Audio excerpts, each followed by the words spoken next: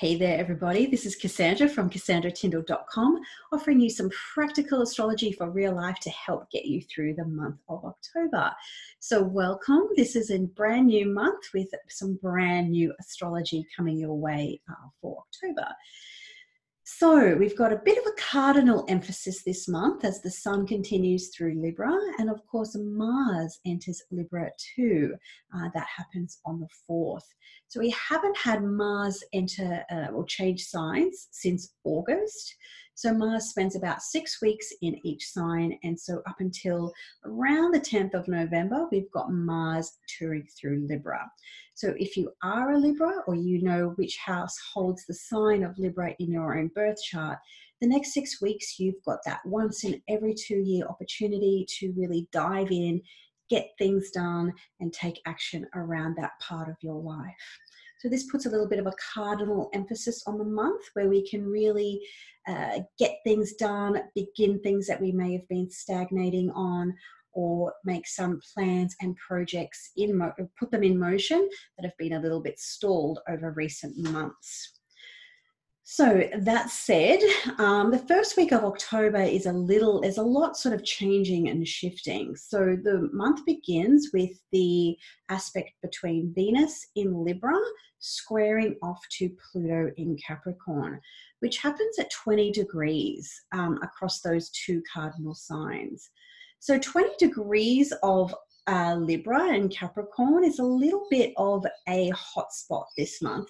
There's a few aspects taking place at that degree. So we have the Venus-Pluto square on the 1st. We also have the Sun sextile Jupiter on the 14th, as well as a full moon at 20 degrees of Aries. So that is a really busy part of the zodiac this month. So if you have planets around 20 degrees of Aries, Cancer, Libra, or Capricorn, this is going to be, a lot sort of, getting stirred and shaken and sort of energized a little bit around that part of your horoscope. So the Venus square Pluto, two planets, both very, very strong. They're both in each other's signs. Venus is happy and at home in Libra, and Pluto in Capricorn, doesn't necessarily have a rulership there, but it does have a power or a strength. It's also supported by Saturn, who is in Capricorn right now with that co-presence. So we've got this kind of, what we would say in Australia, at least, a bit of an argy-bargy between Venus and Pluto. So what can that mean? Venus wants to accommodate, she wants to compromise, and she wants to please. She wants to smooth situations out. She wants to move forward, and she wants to get ideas and insights and other people's objectives and opinions. Whereas Pluto just kind of wants to narrow down, tunnel in, and get the job done.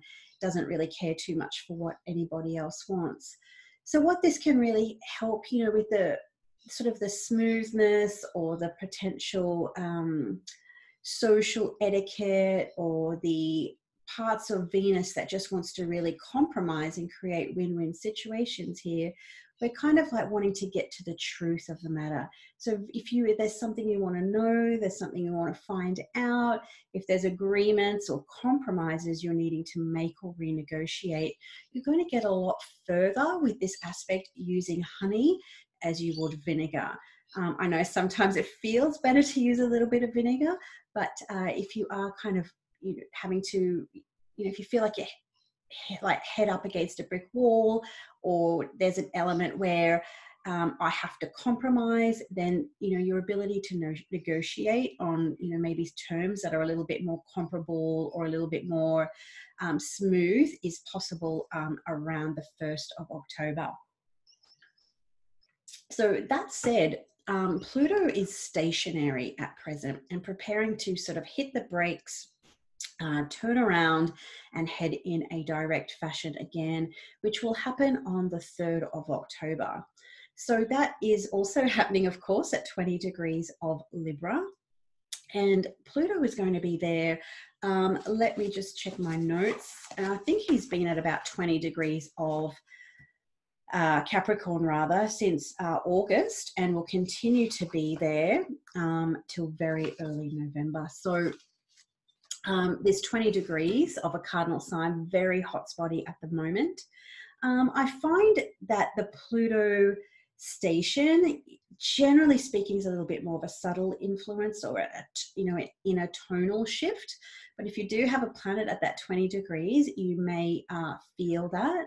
So whatever has sort of been a little bit stuck or stagnant since around that August period, where Pluto's just spent so long at that 20-degree mark, you might start to see things will start to shift and turn and progress again. So that's just a little something to watch there. On the same day, Mercury shifts into Scorpio, where Mercury too will spend quite a long time there, thanks to an upcoming retrograde that starts at the very end of this month. So Mercury is going to be in Scorpio until early December. So again, this is going to be something to watch over the next several weeks, and wherever Scorpio is in your birth chart. So we did have a Scorpio retrograde, Mercury and Scorpio retrograde in 2018 too. So it might be a little bit of a revisit or a revamp of, your perhaps emotions, or digging in, getting more information, asking the necessary questions about, certain things, while Mercury is in that deep probing influence of Scorpio. So on the 4th, we definitely move into a significant shift in energy where Mars enters Libra. Now, I mentioned this a little bit earlier, that's going to be in Libra for a fair amount of time, approximately the next 6 weeks till around November 10. And Mars generally is a little uncomfortable in Libra, where Mars just wants to, take action, move ahead, almost like a planetary energy where angels fear to tread, sets a goal, just barges through head first, whereas Libra wants to take that little bit of a step back and sort of intuit the environment, or, find out people's opinions, or get a general consensus before, claiming what she desires or claiming what she wants. So over the next 6 weeks, it might be, ideal if you can sort of balance some action with compromise, or action with assessing the situation. So it's almost like a slowed down or a tempered movement when Mars is in Libra. So this can also be a really great time to work a little bit harder to reach a compromise, or to negotiate, and to take action around relationships, or take action around heightened togetherness, particularly if things have become a little unstuck in certain areas of your life. So that's kind of the first week of the month. The weekend sees the moon go through Capricorn. Of course, that will ping all of the heavier energies that we're working through this month, and a bit of a revisit to the whole Saturn South Node and Pluto story. It can be a little bit more of a somber tone, wanting to take that step back, and it's not necessarily a party placement. So we have Monday, the 7th of October. One of the major aspects of this week is that Mercury makes its annual opposition to Uranus. Of course, this is going to happen more than once because of the retrograde, but for at least for the month of October, it only does occur just the one time. So this is really about new ideas, thinking outside the square. Across fixed signs can be a little bit stuck. So the challenge here, I find, with oppositions is to perhaps ask yourself the what if questions. It doesn't mean you have to necessarily do anything about it or have to take action about anything. It's fixed signs after all. But, if you're not quite, settled or content, or there's a little bit of irritation, agitation or restlessness, this aspect can encourage you to really think about, okay, well, what if I went to the other side? Or what if I did this thing? Or what if I just tried that? Or what if I just thought about this thing a little bit differently? So Mercury-Uranus aspects, I find, can be really useful for, brainstorming new ideas. coming up with some fresh insights or fresh perspectives and different ways of going about things. So sometimes too, you might get, a surprise, an email or something in the snail mail, in the letterbox, or, a random conversation where it kind of can help open your perspectives up a little bit, or be sort of some surprising news, maybe surprising yet welcome at the same time. So then we move into the 8th, and this aspect happens on the 7th in the US and Canada, and this is the Sun square Saturn. So this aspect is sort of a little bit of the opposite of what happened the day before. So we've got the Sun square Saturn at 14, the Sun's at 14 Libra, and Saturn is at 14 Capricorn. So this is like nose to the grindstone, getting things done, perhaps crossing the T's, dotting the I's, what we would say here in Australia, the head down, bum up, tying off loose ends, getting back down to business, and really working through what has to get done as opposed to maybe what you want to get done. So if you can kind of channel in the discipline or hone in the nose to the grindstone energy of Saturn, it's one of these aspects that perhaps your future self might thank you for. So whatever you've been procrastinating about or not getting done, Saturn was kind of tap you on the shoulder and say, let's do this thing, let's get it done. And let's sort of look, turn our sights, turn our visions, turn our light, if you like, towards the long term. So the Sun in Libra is in its fall, so it doesn't, it is lacking a little bit of vitality. It is a little bit lacking in strength.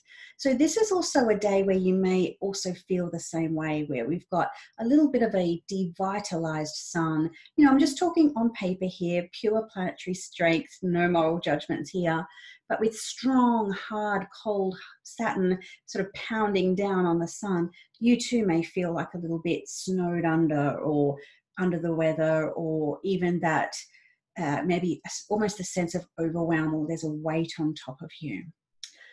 Then the 9th, and on the 8th in the Northern Hemisphere, the planet Venus, love, relationships and togetherness, moves into deep probing Scorpio. So that definitely shifts the tone away from the Libra a little bit.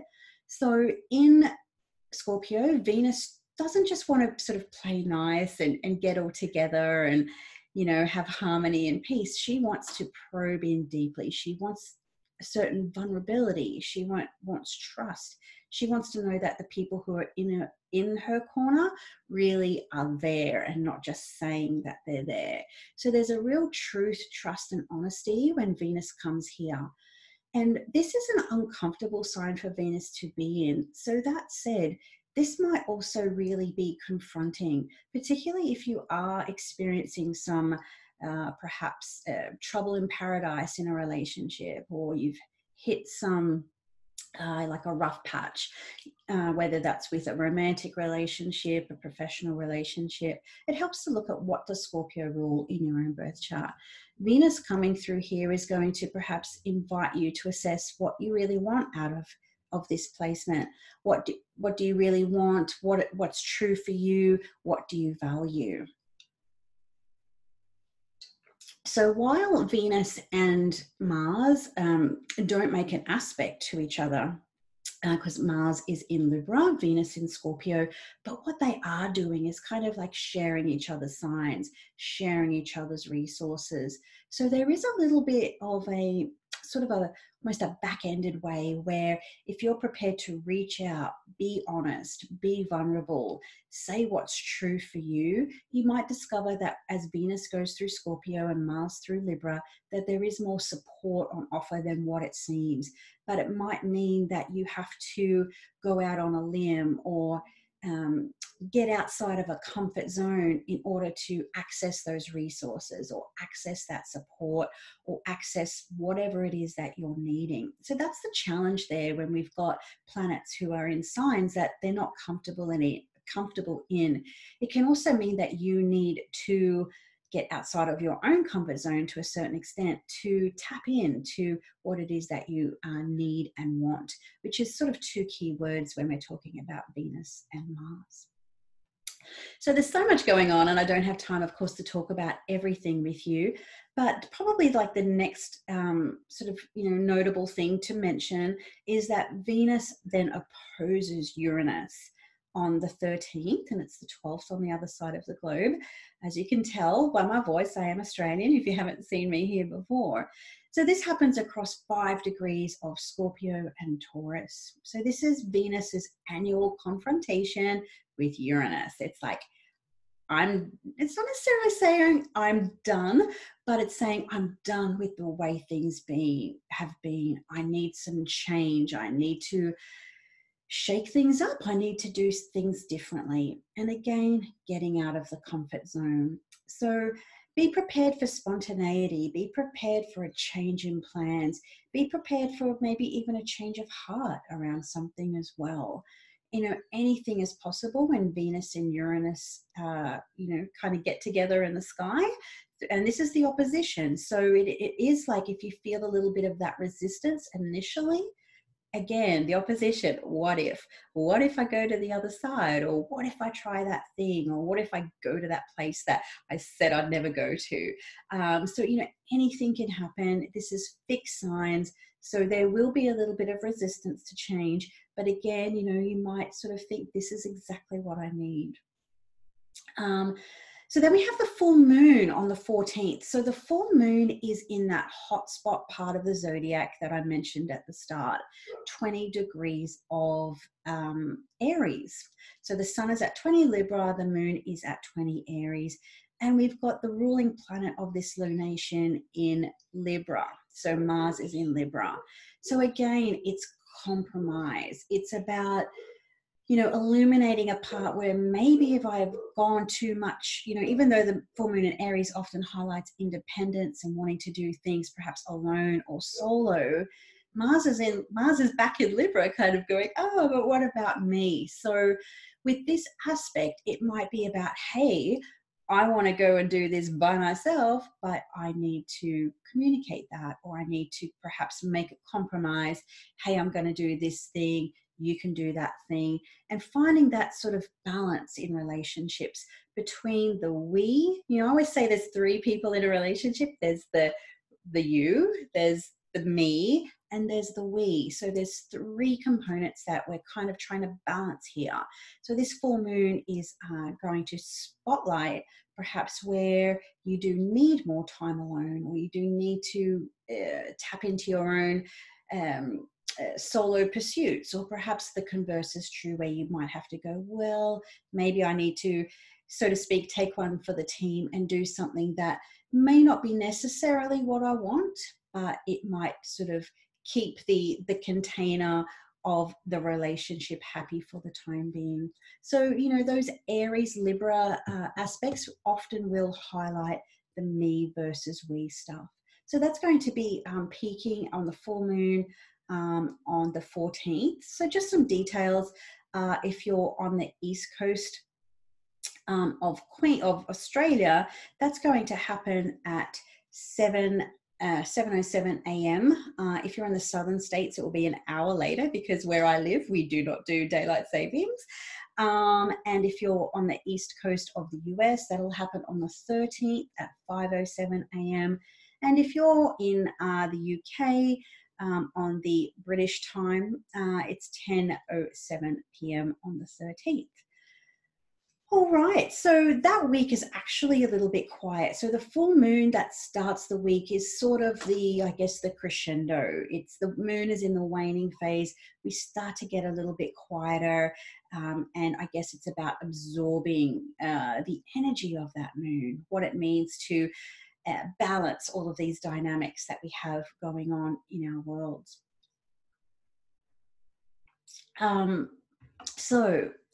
What else? There's so many things. So the 22nd is probably something that I would like to mention. So it's the 22nd on on this side of the globe, on the southern hemisphere, and it will be on the 21st in the north.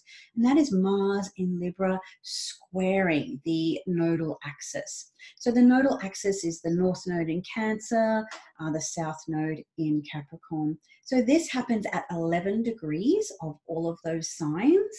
And this is really going to sort of be, I find when, a significant planet like Mars sort of grinds up against the nodes, it's showing where, there's always a choice with Mars. Do I stay with what I've always done? Or do I go into like new territory? Or do I try something different? So there can be almost like that sliding doors possibility here around the past and the possibility, or the possibility or the probability. So, keep your eyes on, you sort of peeled around the 22nd, where there's that kind of perhaps, sense of the past or a sense of the possibility, and you might have to accommodate, or you might have to, negotiate or change, or change course correction. That's the word I'm looking for there. So the sun enters Scorpio on the 24th in the south, the 23rd in the ninth. So that will bring us a new zodiacal season, a new season with the sun in Scorpio for the next 4 weeks. The 28th, so a nice new week to sort of finish off the month. And that brings Mars in Libra, pitted against or grinding against Saturn in Capricorn at 15. So again, we've got Mars, sort of making its presence felt as it's grinding against Saturn. Now, Mars square Saturn in cardinal signs. There's a challenge here. You might want to start something. You might want to get something done. You've got your eyes on the long term. Saturn in Capricorn is kind of, saying yes here because he's got a little bit of strength. But Mars in Libra may be, trying to, get all the pieces right before making a start, or perhaps, trying to figure everything out or gain a consensus or what have you. So this is the challenge here, is to get something started. And it may not be the way that you want it. It may not be perfect, but the cardinal signs, it's important to begin. So the challenge here might be like, what do I actually want to start? What do I actually want to commit to? Whatever that might be for you, the focus is very much on the long term. Mars in Libra might be about taking some action around, togetherness or relationships, or building something for the future or for the long term. So this can be sort of like a frustrating energy too, particularly if you're really keen to get something done, but it might be a sense of forces against you are too heavy, or it feels like there's this impenetrable wall that you're trying to sort of get through. I think a key here is if you're spinning your wheels trying to get other points of view, or trying to decide, or trying to gain an outcome that is favorable for all, that's fantastic. But if it's holding you back too much, then it might just be like, at least get started, because it's always easier to change direction, Mars, when you're in motion than what it is from a stationary position. So on the same day, we also have, so that aspect actually happened on the 28th here, the 27th at the end of last week for the US. But on the 28th, the sun is against Uranus. So again, we've got Uranus being a factor here as planets are moving through Scorpio. So they're all coming to make oppositions to Uranus in Taurus. So this happens at 4 degrees. And what you might experience here, again, is a similar theme to when Venus opposed Uranus back on the 13th. So this, again, it might be this restlessness inside, this desire for change, this wanting to do something different, whatever is the status quo, whatever is the norm. It's like, I need to do something a little bit different. I need to take this deep dive. I'm not comfortable. I want to do something new, fresh, or spontaneous. So that can, sort of bring a freshness to the week, maybe a little bit of a challenge. And that might be sort of that duality with the Mars-Saturn square, and Uranus and the Sun opposing each other kind of around the same time, within 24 hours of each other. Then on the 31st, we've got the conjunction between Venus and Mercury again. So this happens at 27 degrees of Scorpio. The last time this happened was in late September, when we had the full moon, the new moon in Aries, Libra, and now it's happening for a second time in at 27 degrees of Scorpio. So, you know, where things have perhaps come a little bit, jagged, or the challenges that you face this month, Venus and Mercury together in Scorpio, it's like, okay, let's nut things out. Let's sort of pull apart the layers. Let's get real with each other. Let's have those conversations. Let's have the discussions that we need. Let's get truthful. Let's get honest. Let's really connect. And this might have to, be a little bit about being vulnerable, or, sharing parts of ourselves that maybe we're not so keen on. So as this happens, Mercury is actually station retrograde. So this might be about covering old territory, covering old patterns of behavior, and covering, the things that we have to. It's almost like Scorpio, it's like almost a wound, or there's something buried, or there's something deep, or there's something toxic. And sometimes the only way we can really flesh that out is by really opening it up and cleaning it out, and getting out any dirt or debris or dead or decaying stuff. We can't just stitch up sort of dirty wounds, so to speak. So we really need to kind of clean it out, getting it out in the open. So this can be quite an intense conjunction. It might be a little bit more so than what we had with the last Venus Mercury conjunction, because at least Mercury was in Virgo, a sign that it really enjoys being in. This time we don't have any planets particularly strong here, particularly not Venus. So with this, it might be, really honing in, digging deep. And even though it might be a little bit uncomfortable, might be a little bit raw, we do have the ruler, Mars in Libra. So that the end goal here, the drive, the purpose, the reason that, these things might be coming up is for togetherness. It is for harmony. It might be for a win-win solution. Having those honest talks so a compromise can be made that suits everybody. But that said, Mercury is retrograde, so it's not going to be just one conversation. It's probably going to be something that continues into November. So, we might find that as we come to the close of October, these conversations kind of get put on the table. It doesn't necessarily mean they're going to be sorted out, but they're out there, they're open, and things, as always, will take a little bit of time. So I hope you enjoyed that. There's a few dates for the diary, a little bit of insights and guidance around what you can expect for the month. So I wish you all a really happy October. It's kind of hard to believe that we're here already.